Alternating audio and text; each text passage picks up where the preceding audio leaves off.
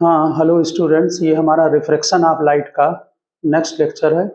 इसमें हम आज पावर ऑफ द लेंस का और फोकल लेंथ के कॉम्बिनेशन का हम डिस्कशन करेंगे। ओके, तो आप लोग हेडिंग डालें पावर ऑफ लेंस।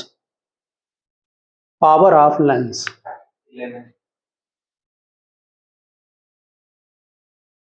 लेक्चर 11 है।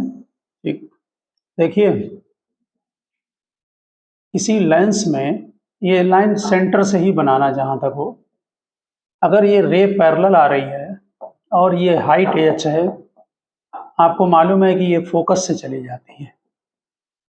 ठीक, अगर ये लेंस नहीं होता तो रे सीधी चली जाती।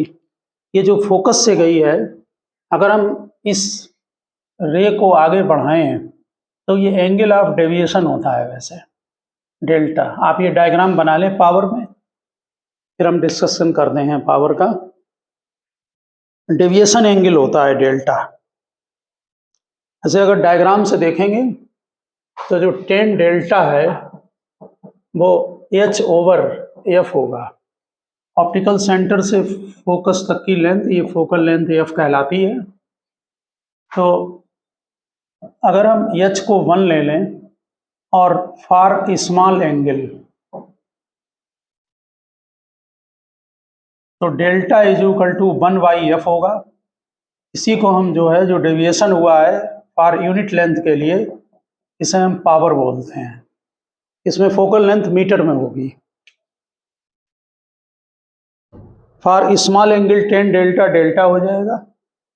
अब आप नीचे पहले इसकी वो लिखें डेफिनेशन यहाँ पर, फिर हम दूसरे मेथड से आपको समझाते हैं।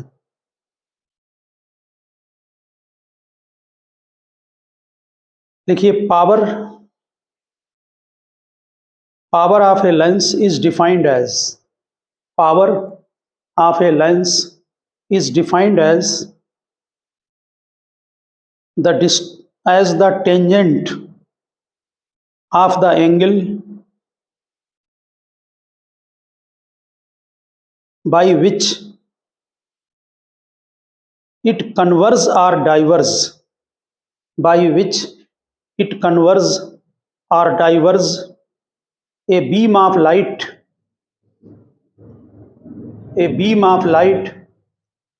falling at a unit distance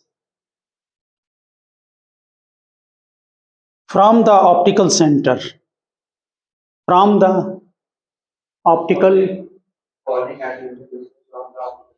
optical center। देखिए ये जो रे आ रही थी, देखिए पैरेलल, h की जगह 1 मीटर रख दिया, तो जो इसका 10 डेल्टा है वो 10 डेल्टा भी लिख सकते हैं, वो 1/f के इक्वल हो गया। एक तरह से पावर जो है वो फोकल लेंथ का रेसिप्रोकल है। पावर जो है वो फोकल लेंथ का रेसिप्रोकल है। अब आप इसमें आप जो है वो नेक्स्ट उसमें लिखना पैरा में। देखिए जो लेंस होते हैं, जैसे ये कॉन्वेक्स लेंस है, तो ये क्या करते हैं कि कॉन्वेक्स लेंस को नंबर ऑफ प्रिज्म से मिलकर बना हुआ मानते हैं। जैसे ये छोटे छोटे प्रिज्म हो गए, ठीक, और प्रिज्म नंबर ऑफ प्रिज्म से मिलकर बना हुआ मानते हैं। तो जैसे ये कोई रे जा रही है, तो आप ध्यान देना, इस प्रिज्म का बेस किधर है? नीचे की तरफ। प्रिज्म की क्वालिटी है कि वो जो रे आती है उसको बेस की तरफ टर्न कर देती है। ठीक, तो ये रे आ रही है, ये देखिए बेस की तरफ टर्न हो जाएगी। इसी तरह से जैसे यहाँ रे आई तो इसका बेस ये है नीचे वाला, तो ये रे जब आगे जाएगी तो ये टर्न हो गई बेस की तरफ। नीचे जो रे आएगी उसका बेस ऊपर को है। बेस कहते हैं, जैसे ये कोई प्रिज्म है तो बेस ये बड़ा होगा। हाँ, तो ये वाला जो है, ये जब रे आगे जाएगी तो ये देखिए टर्न हो गई, यहाँ पर फोकस पर आकर मिल जाती है। इसी तरह से जो कॉनकेव होते हैं ना, जैसे ये कॉनकेव लेंस है, इस आर्टिकल को लोग ऐसे भी दिखाते हैं कि lens as a combination of prism. तो हम पावर में ही इसको जो है वो क्लियर कर रहे हैं। हाँ, ये डायग्राम आप बना लें उसके नीचे। उसी तरह से ये इसको हम प्रिज्म से बना हुआ मान सकते हैं। ओके, इसका ध्यान देना, इसका बेस ऊपर है तो ये यहाँ से डाइवर्ज हो जाएगी रे। ये रे आ रही है, इसका बेस ऊपर है तो डाइवर्ज हो जाएगी। पीछे जब बढ़ाते हैं तब ये फोकस पर आकर मिलती है। तो ये हम यहाँ से हटा दे रहे हैं।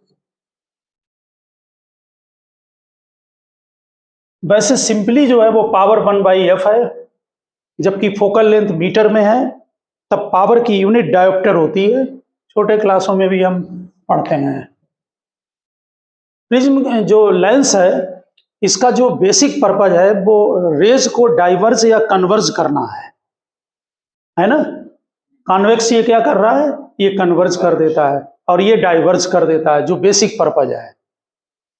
तो डायग्राम बन जाए तो बताएं। डायग्राम बना लिया?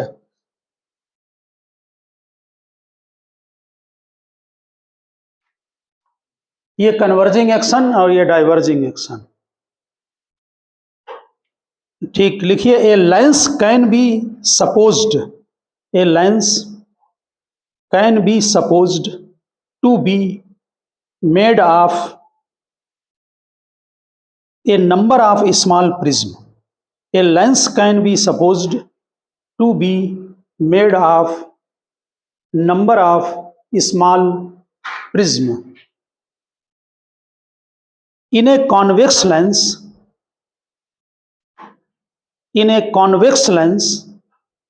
the base of the prism are towards the principal axis. The base of the prism are towards the principal axis. ये प्रिंसिपल एक्सिस था और इनका जो बेस है वो प्रिंसिपल एक्सिस की तरफ है। नीचे वाले का जो प्रिज्म है, इनका बेस प्रिंसिपल एक्सिस की तरफ। तो लिखा होगा आपने, in convex lens the base of the prism are towards the principal axis, while in a concave lens they are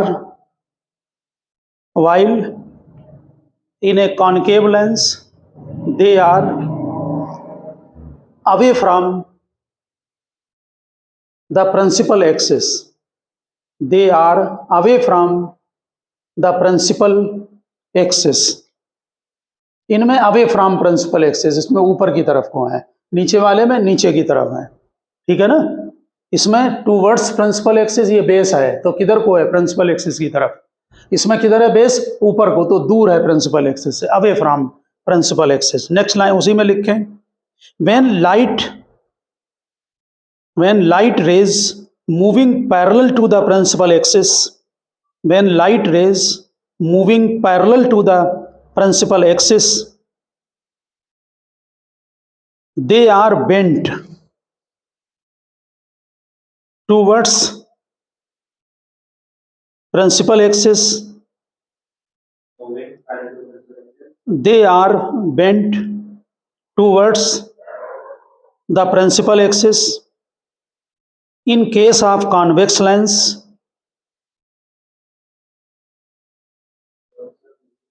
principal axis, in case of convex lens, ये bent हो गई principal axis की तरफ। कॉन्वेक्स लेंस, देखिए, the purpose of lens is always, the purpose of lens is always, the purpose of lens is always to bend the light from their original path, from their original path, यानी दोनों में ही रे जो आ रही थी उसको bend करना है, ये टूवर्ड्स और ये away.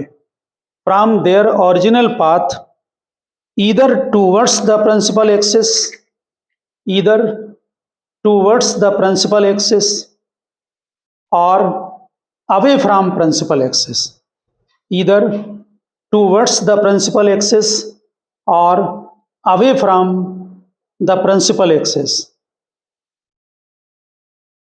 towards the principal axis or away from principal axis। जरा यहाँ पर एक पॉइंट देखें ध्यान से कि जैसे ये कोई लेंस है, इसने रेज को देखिए बेंड कर दिया।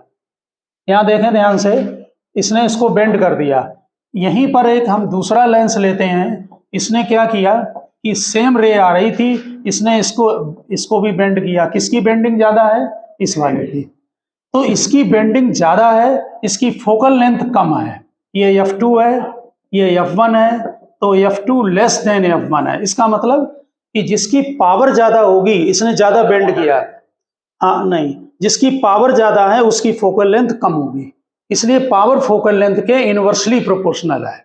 पावर का मतलब यहाँ बेंडिंग से ले रहे हैं कि इसने ज्यादा बेंड किया तो इसकी पावर ज्यादा, लेकिन फोकल लेंथ कम, क्योंकि पास में आके कन्वर्ज हो गई। नेक्स्ट लाइन में लिखें, higher is the bending of light, बात नीचे बना लेना, higher is the bending of light rays, बनाए या ना बनाए जरूरत नहीं, higher is the bending of light rays produced by lens, higher is the bending of light rays produced by a lens, greater is its power, greater is its power, and smaller is the focal length, smaller is the focal length, जितनी ज्यादा bending उतनी power ज्यादा और उतना ही जो है वो focal length कम होगी। आ रही बात समझ में? तो अब आप नेक्स्ट लाइन में लिख दें, आप कोई भी डिफिनीशन जो हम अब लिखा रहे हैं बोर्ड में वही डिफिनीशन लिख के आना। लिखिए, power of thin lens, power of thin lens is equal to reciprocal of its focal length measured in meter. Power of thin lens is equal to reciprocal of its focal length measured in meter. तो P is equal to 1/f और काय में metre में, तब power की जो unit होगी वो डायोप्टर होगी।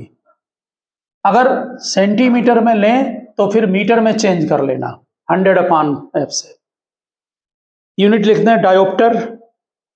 हाँ, एक बात आप ये भी समझ लेना, आपको याद होगा कि यही फार्मूला 1/f का क्या था, 1/μ - 1 1/r1 - 1/r2, तो 1/f p के इक्वल होगा। ये फार्मूला ध्यान है, lens maker DIOPTRE। Unit of power is dioptre, capital D से लिखें, ठीक। और ध्यान रखना कि अगर कभी भी फोकल लेंथ को सेंटीमीटर में दे दिया जाए, CM लिख दें यहां, तो उसको मीटर में तो फिर 100/f लें, मीटर में चेंज करके। अगर सेंटीमीटर में दिया जाए तो मीटर में कन्वर्ट करके लें। यूनिट आप लिख दिया होगा आपने, पावर इज डायोप्टर। अगर फोकल लेंथ 1 मीटर है तो कितने डायोप्टर हुआ, 1 डायोप्टर। ये 100/f है अगर ये सेंटीमीटर में है, नीचे यहां पर डालें f, मीटर में हमेशा, अगर 1 मीटर तो पावर 1 डायोप्टर। सेंटीमीटर देंगे तो फिर आप इसको कन्वर्ट करें ना सेंटीमीटर को मीटर में, तो 100 नहीं डायोप्टर बन गया ना।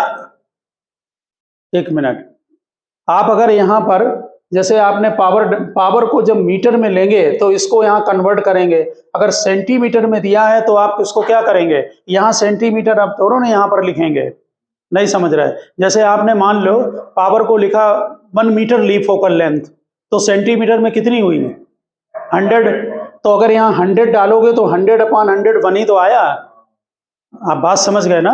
अगर सेंटीमीटर में फोकल लेंथ दी है तो इसका यूज करें, मीटर में दी है तो इसका यूज करें। मीटर में है एफ, मतलब मीटर ये कल वाला फार्मूला है, lens maker 1/f is equal to μ - 1 1/r1 - 1/r2।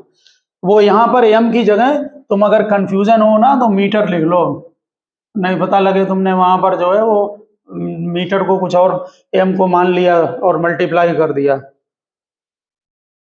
समझ गए ना। तो फोकल लेंथ 1 मीटर तो डायोप्टर 1 मीटर। अब आप हेडिंग डालें, combined focal length of 2 thin lens in contact, combined focal length of 2 thin lens in contact.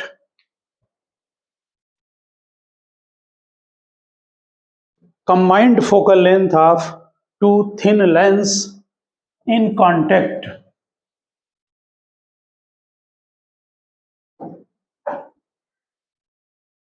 Note किया?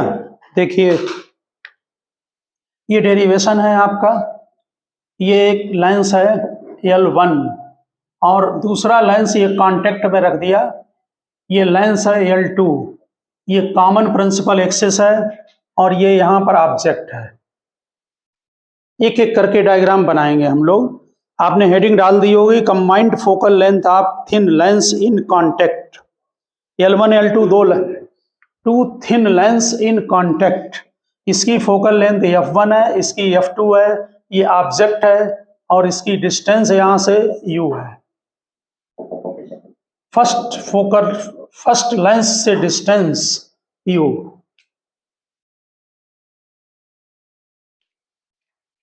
बना लिया डायग्राम। अब नीचे लिखा है नेक्स्ट लाइन में, इसमें अभी डायग्राम कंप्लीट होगा, रे बनाएंगे, अभी लिखते जाएंगे और कंप्लीट करते जाएंगे। लिखिए, suppose two thin convex lens, suppose two thin convex lens L1 and L2, suppose two thin convex lens L1 and L2 of focal length F1 and F2.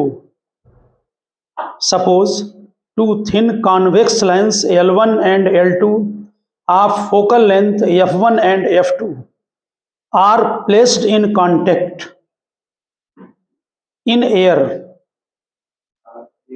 placed in contact in air, medium बाहर का air है। Suppose their principal axis are common, दोनों का principal axis एक ही है। Suppose their principal axis are common, let a point object O, let a point object O is placed on the common principal axis, वो आपका रखा हुआ है डायग्राम में। Let a point object O is placed on the common principal axis at a distance U, on the common principal axis at a distance U from the optical centre of lens, from the optical center of lens L1। लिखा, let a point object O is placed on the common principal axis at a distance U from the optical center of lens L1 if the second lens was not present, if the second lens was not present, the image of the object O, if the second lens was not present, the image of the object O by lens L1 would be at I1। अब जरा diagram में देखें, ये raise आ रही है, देखिए जरा, ये ए पॉइंट पर स्ट्राइक किया और अगर ये लेंस नहीं होता तो ये रे ऐसे देखो किधर होगी, कन्वर्ज होगी प्रिंसिपल एक्सिस की तरफ, और इसके ना होने पर ये इमेज I1 पर बना रही है। ठीक से देख लें, L2 अगर नहीं होता तो इमेज I1 पर, आपने लिखा है वहां ठीक से थ्योरी में। हाँ, इफ द सेकंड लेंस आपने लिखा है was not present, the image of the object O formed by lens L1 would be at I1 situated at distance V1, situated at distance V1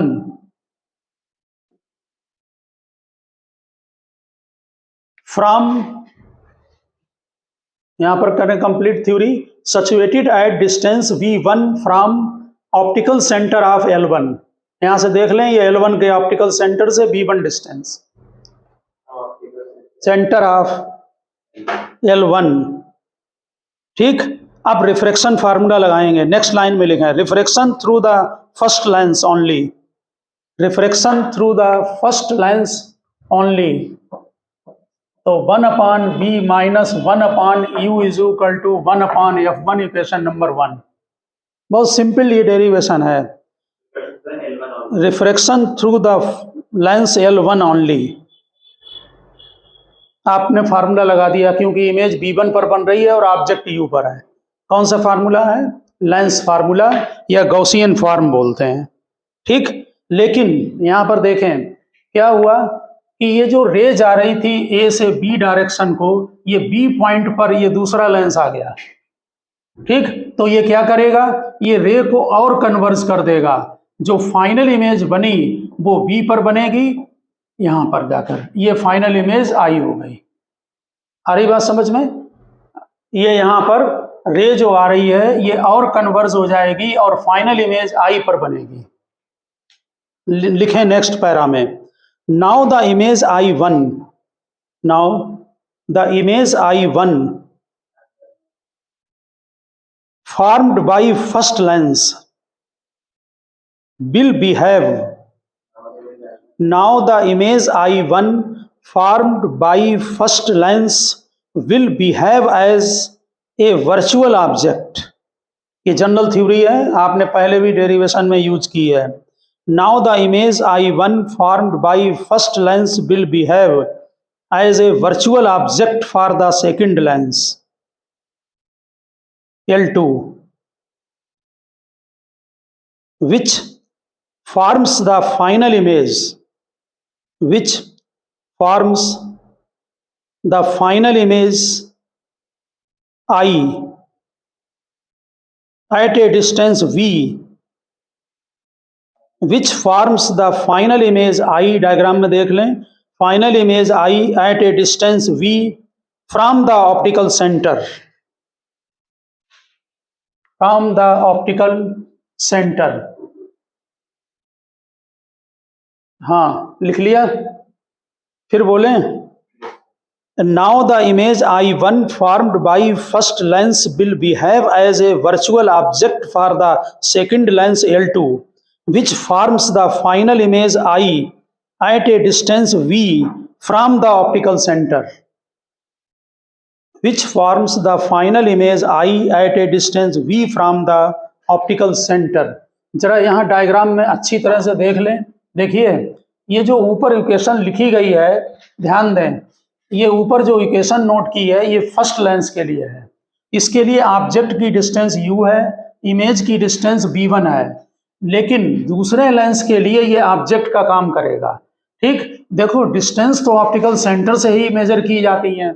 इसका ऑप्टिकल सेंटर यहाँ होगा, मान लीजिए वो ये C1 C2 ले रहे हैं कुछ हम, ये ऑप्टिकल सेंटर यहाँ पर होगा। लेकिन एक बात ध्यान दें, थिकनेस इसकी जो लेंस हमारे थिन है, तो जो डिस्टेंस b1 हमने ली है वो हम यहाँ से एज्यूम कर लेंगे, यानी इसकी थिकनेस को निगलेक्ट कर देंगे। बात समझ गए ना? यानी इस लेंस के लिए ऑब्जेक्ट का जो लेंगे वो b1 लेंगे और इमेज b लेंगे, क्योंकि लेंस थिन है। समझ गए ना? तो यहां पर लिख दें नेक्स्ट लाइन में, for refraction through the second lens, refraction through the second lens, बोलो इक्वेशन क्या बनेगी? 1/- minus 1/v1 F2 equation number 2। ठीक, और समझ गए होंगे कि थिन लेंस है इसलिए डिस्टेंस डायरेक्ट ले ली वहां से। हाँ, L2 लिख दो या सेकंड लेंस लिख दो। ध्यान दें, इन दोनों इक्वेशन को प्लस कर दें, equation number 1 plus equation number 2, तो ये बन गया 1/v minus 1/u is equal to 1/f1 plus 1/f2। दोनों ऐड कर दो, इक्वेशन को प्लस कर दो दोनों को।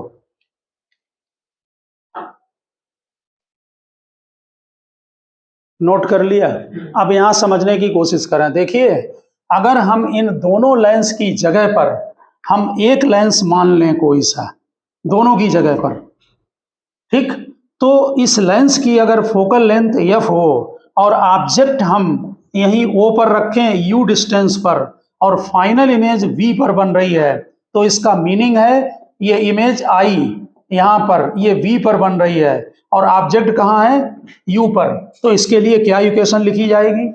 1/f is equal to 1/v minus 1/u, और दोनों को बाद में कंपेयर कर देंगे तो फार्मूला बन जाएगा। लिखिए नीचे, if the combination of two lines, if the combination of two lines is supposed, if the combination of two lines is supposed to be replaced, if the combination of two lines is supposed to be replaced by a single lines, by a single lines which forms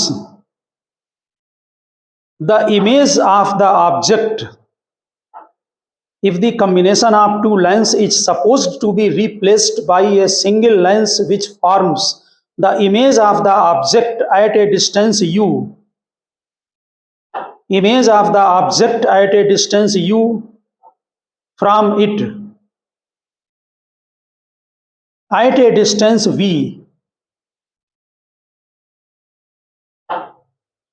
and combined focal length is f, capital F लिखना, v, and combined focal length is f, then we can write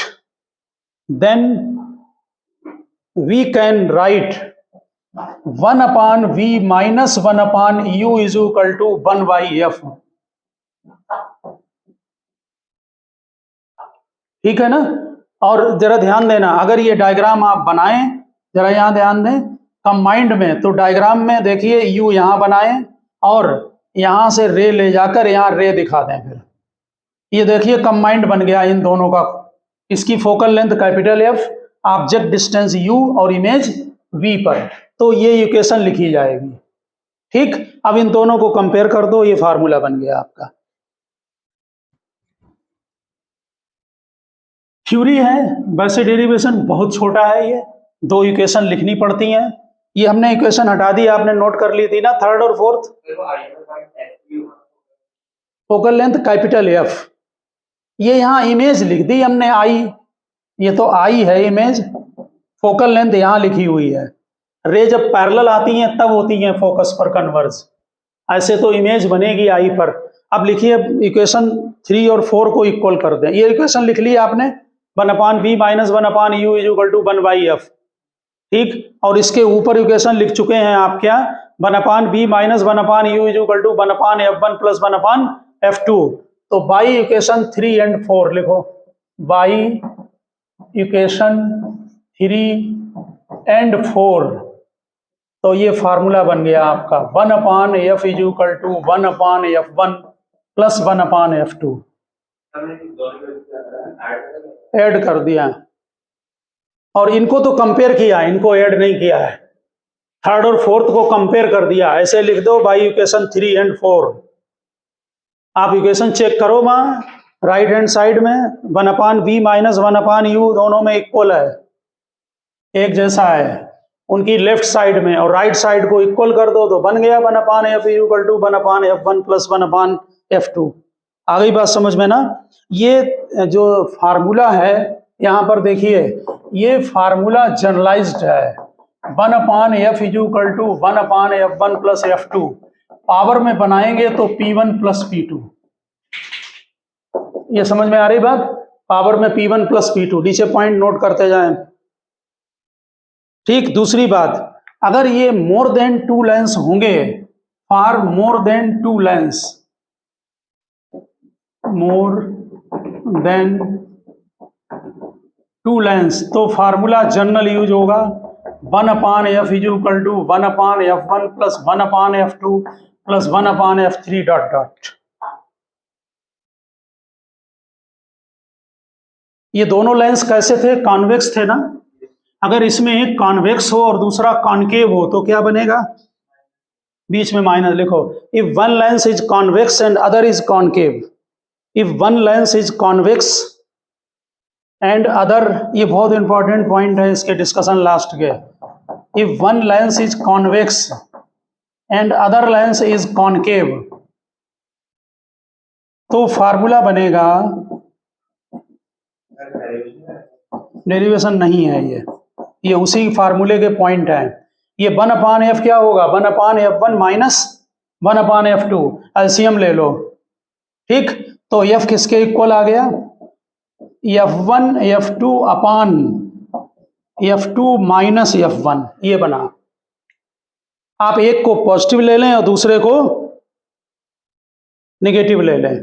concave का focal length negative. यहां पर जरा point check करें। मान लीजिए आपने एक लेंस कॉन्वेक्स लिया, देखिए जरा, और दूसरा लेंस कॉनकेव। इसकी फोकल लेंथ F1 थी, इसकी F2 थी। मान लीजिए F1 ग्रेटर देन F2 है। जरा यहां से देखकर बताएं, जरा यहां बोर्ड में देखें, F1 ग्रेटर देन F2 है। किसकी फोकल लेंथ ज्यादा है? कॉन्वेक्स की। पावर किसकी ज्यादा होगी? कॉनकेव की, क्योंकि पावर फोकल लेंथ के इनवर्सली प्रोपोर्शनल है। इसका मतलब P2 ग्रेटर देन P1 होगा। यहां से देखकर बताना जरा, अगर F1 ग्रेटर देन F2 है तो ये नेगेटिव हो जाएगा, और फोकल लेंथ नेगेटिव हो गई तो कैसे काम करेगा? ये कॉनकेव की तरह। इसका मतलब कि ये लेंस मिलकर क्यों कर रहा है मालूम? कॉनकेव, क्योंकि कॉनकेव की पावर ज्यादा है। जिसकी पावर ज्यादा है उसकी तरह काम करने लगेगा। बात समझ में आ गई? यहां पर देखें, F1 greater than F2, it means net, लिखो नीचे, it means net focal length negative. It means F negative, capital F negative. लिखिए इक्यू, ये बना लिए डायग्राम, बनाएं और वहां लिख दें equivalent lens will behave as a concave lens. Equivalent lens will behave as a concave lens. हाँ, जरा मुझे ये भी बता दो, कॉनकेव लेंस की प्रॉपर्टी क्या होती है? कि वो रे को क्या करता है? ये बिल्कुल उसी की तरह बन रहा है। यहां पर देखिए जरा, ये F1 है, इधर देखें F2 है। ये जो रे जाएंगी ये कैसी हो जाएंगी? अब डाइवर्ज हो जाएंगी। क्यों? क्योंकि कॉम्बिनेशन कॉनकेव की तरह काम कर रहा है। आगे बात समझ में? और आपने वो लिख दिया है, equivalent lens will behave as a concave lens.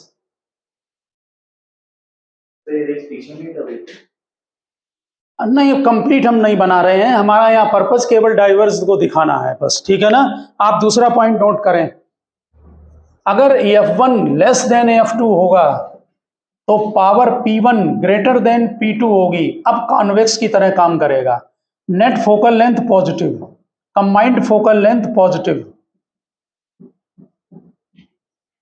Combined focal length positive. इसका मतलब कि इस कंडीशन में अगर वो कॉन्वेक्स की तरह काम करेगा, यानी कि जो रे सीधी जाएंगी वो यहां पर कन्वर्ज हो जाएंगी जाकर। हाँ, capital F, net focal length positive हमने लिख दिया। नेट फोकल लेंथ पॉजिटिव, यानी equivalent lens will behave as a convex lens. Equivalent lens will behave as a convex lens. तो किसकी तरह बिहेव करते हैं? जिसकी पावर ज्यादा है उसकी तरह बिहेव करता है कॉम्बिनेशन। जिसकी पावर ज्यादा है उसकी तरह बिहेव करता है। आ रही बात समझ में? ठीक। और अगर दोनों की फोकल लेंथ इक्वल हुई तो सीधा वो पैरेलल। हाँ, पावर जीरो लेकिन फोकल लेंथ इनफाइनाइट। अगर F1 is equal to F2, ठीक, तो net power zero. Convex lens, इसमें कॉन्वेक्स की तरह, उसमें कॉनकेव की तरह। इसमें net power zero, focal length infinite, और इसमें रे, याद रखना ये पॉइंट, इसमें रे सीधी चली जाएंगी। बोर्ड के लिए कॉमन चीज है, रे जो है वो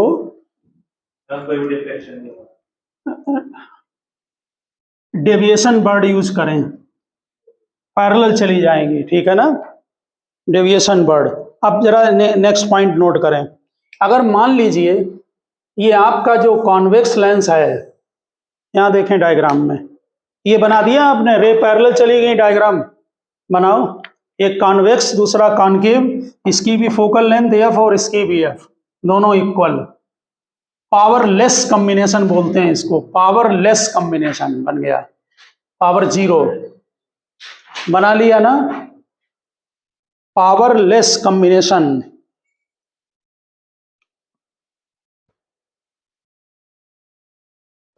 जिसकी पावर ज्यादा होगी उससे क्या होगा? उसकी तरह सिस्टम बिहेव करेगा। अगर कॉनकेव की पावर ज्यादा है तो दोनों मिलाकर कॉनकेव की तरह काम करेंगे, यानी कि बिल्कुल इनवर्सली प्रोपोर्शनल है, इसलिए no doubt.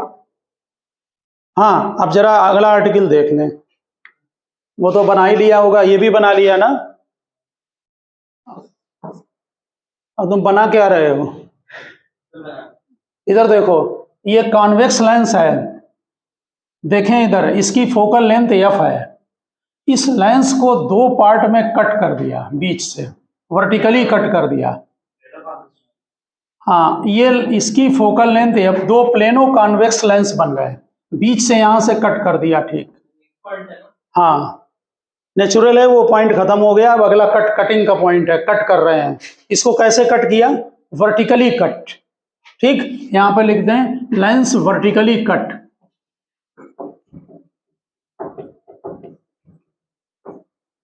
Lens vertically cut. देखें जरा, यहां समझें। इसकी फोकल लेंथ, नेचुरल है कि इन दोनों की फोकल लेंथ एक जैसे हैं, इक्वल होगी।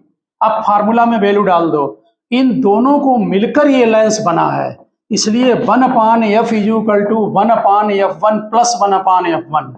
ये हुआ 2/f1।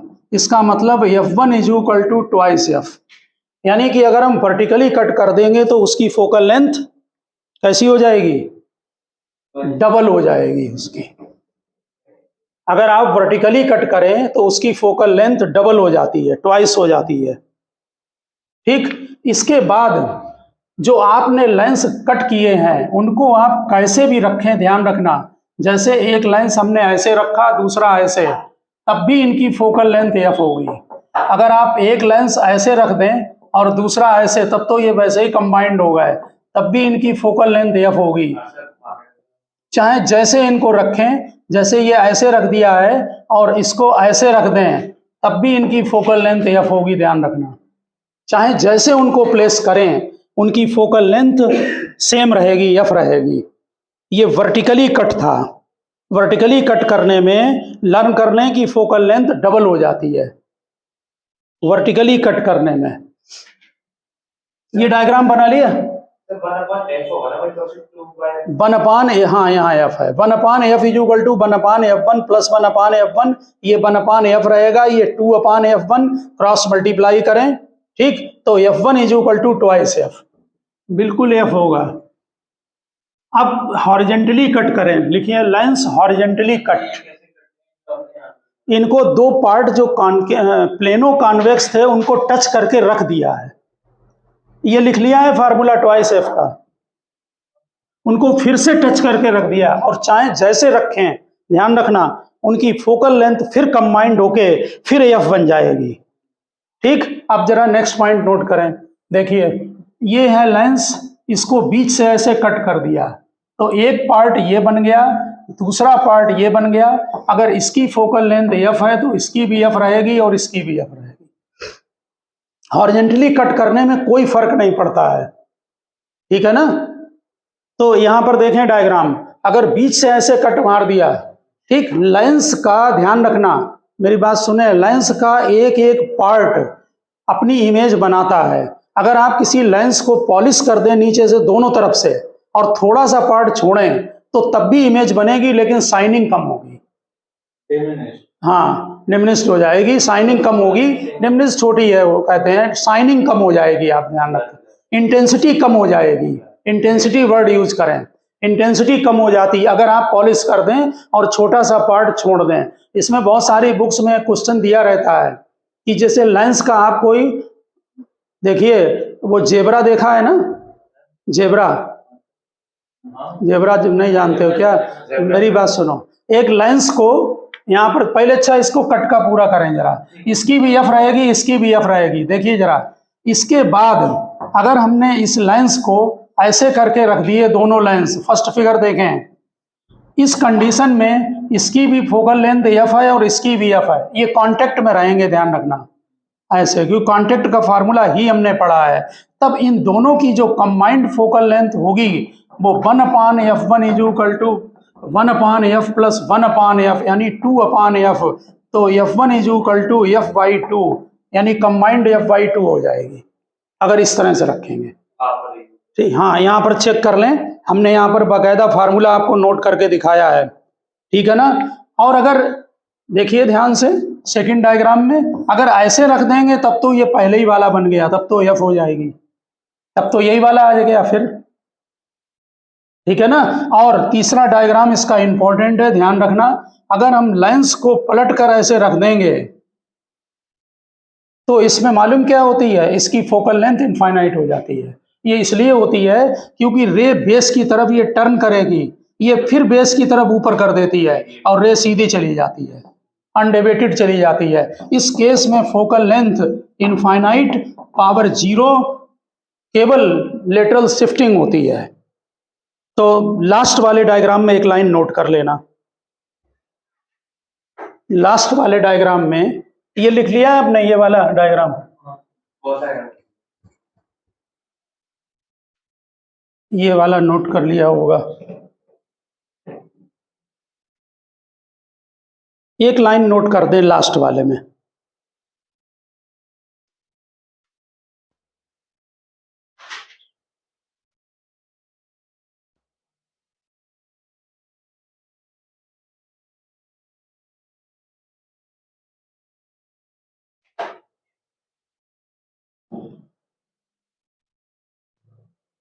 ये जो इसमें क्या होगा, ये पहला पार्ट कन्वर्जेंट की तरह काम करेगा और दूसरा डाइवर्जेंट की तरह।